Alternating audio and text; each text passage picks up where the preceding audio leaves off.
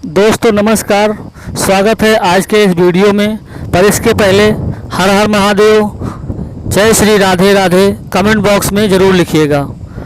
आज के इस कथा में हम जानेंगे कि कौन सी ऐसी 3 चीज़ें हैं जो पत्नी की बेशर्म होकर देखनी चाहिए।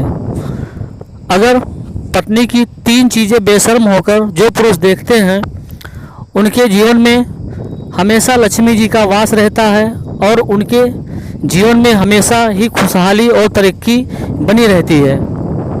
पर इसके पहले अगर आप हमारे चैनल पर नए हैं तो हमारे चैनल को सब्सक्राइब कर लीजिए कि ताकि इसी तरह की स्पिरिचुअल और मोटिवेशनल ज्ञानवर्धक कहानी आपके लिए जो लाएं आप तक तुरंत ही मिल जाए।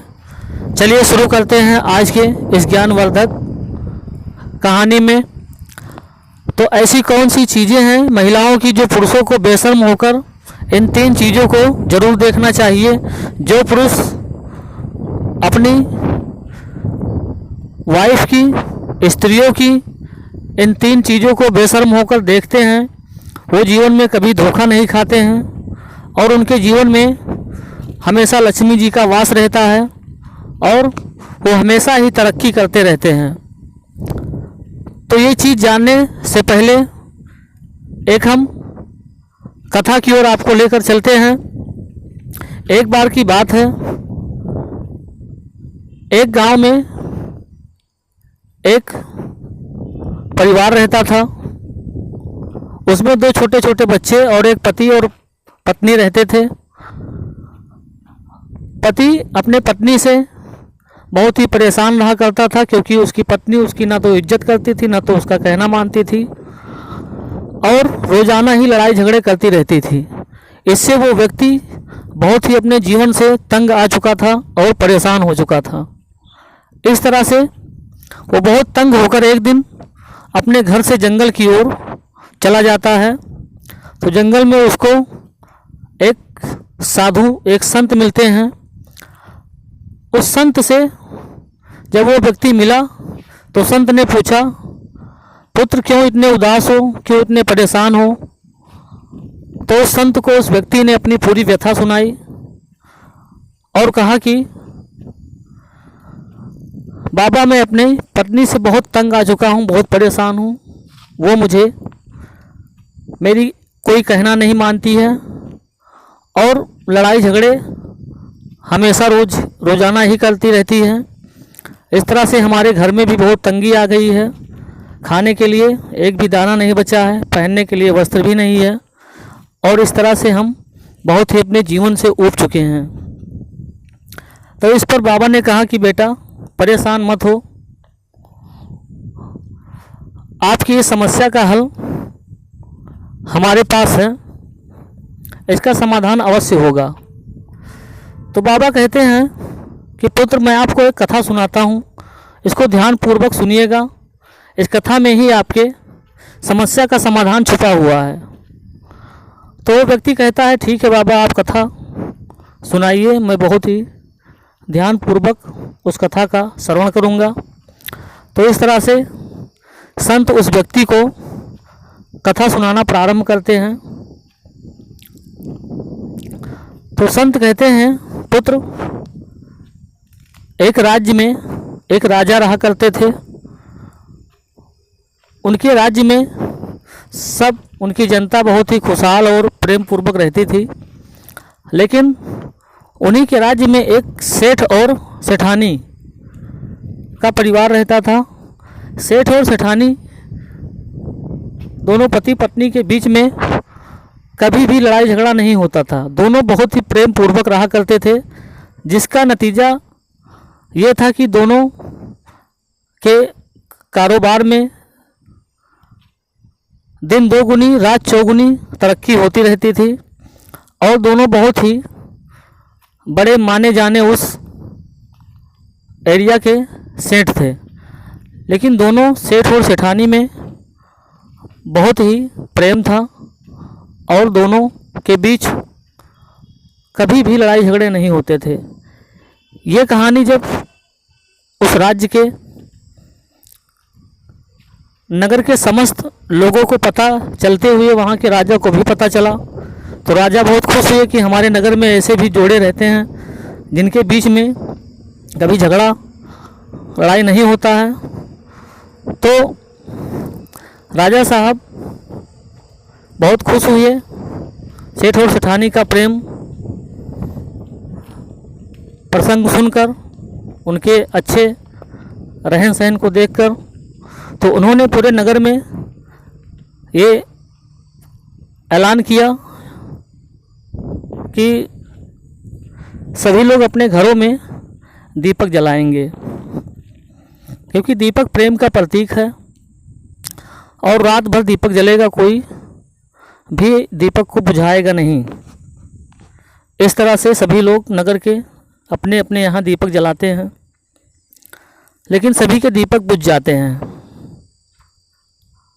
लेकिन सेठ और सेठानी के घर का दीपक रात भर जलता रहता है। ये चीज़ें राजा द्वारा भेजे गए दासों द्वारा जानकारी करके बताया गया कि सभी के घर के दीपक बुझ चुके हैं, लेकिन सेठ और सेठानी के घर का दीपक अभी भी जल रहा है। तो इस पर राजा खुश हुए और अपनी रानी से कहा कि देखो सेठ और सेठानी के बीच कितना प्रेम है। तो सेठानी ने कहा कि ज़रूर ही उसकी पत्नी बहुत समझदार होगी। तो राजा ने कहा कि नहीं, उसकी पत्नी नहीं समझदार है, सेठ समझदार होगा।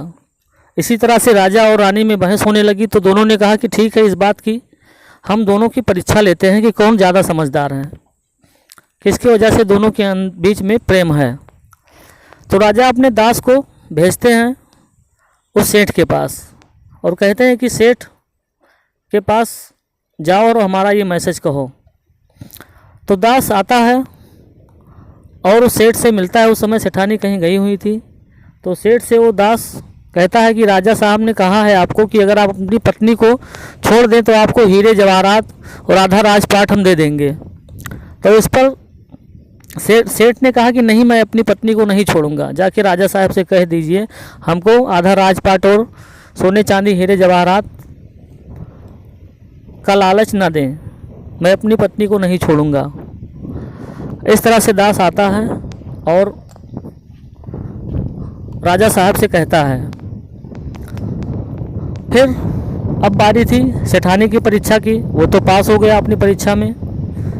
तो रानी भी एक दासी को भेजती हैं कि जाके रानी को हमारा ये मैसेज कहो, लेकिन सेठ ना हो।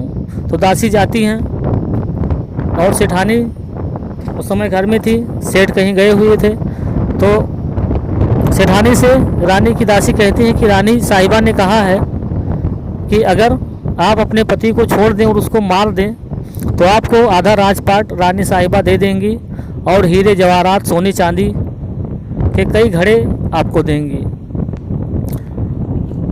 तो सेठानी दासी से कहती है कि ठीक है, जाके कह दो कि मैं जो है अपने पति को मार दूंगी। इस तरह से दासी आती है और रानी से कहती है कि वो तो तैयार हो गई अपने पति को मारने के लिए। तो रानी बहुत ही गुस्सा हुई और औरत जात से नफरत करने लगी। तो राजा साहब ने कहा कि देखिए रानी साहिबा, उस सेठानी के अंदर कितना लालच है और वो सेठ समझदार है। तो इस तरह से राजा तुरंत अपने दास को कहते हैं कि जाओ जल्दी और उसके प्राण बचाओ। तो दास सैनिकों के साथ में फिर वापस जब तक जाते हैं सेठानी के घर, तब तक सेठानी अपने पति को मार देती है। और इस चीज़ का संकेत देने के लिए रानी ने कहा था दास से कि जब हमारे घर का दीपक बुझ जाएगा जलते जलते तो ये समझ जाना कि मैंने अपने पति को मार दिया। तो दीपक बुझने से पहले ही राजा ने कहा था कि जाओ और उसकी जान बचा लो, लेकिन वहाँ पहुँचते पहुँचते ही तब तक रानी ने मार कर और दीपक को शाम को ही बुझा दिया था, रात होने का इंतज़ार ही नहीं किया। तो इस तरह से जब उसने अपने पति को मार दिया तो राजा के सैनिकों ने उस सेठानी को बंदी बनाकर लाए, राजा के दरबार में पेश किया और राजा साहब ने उस सेठानी को जेल में बंद कर दिया।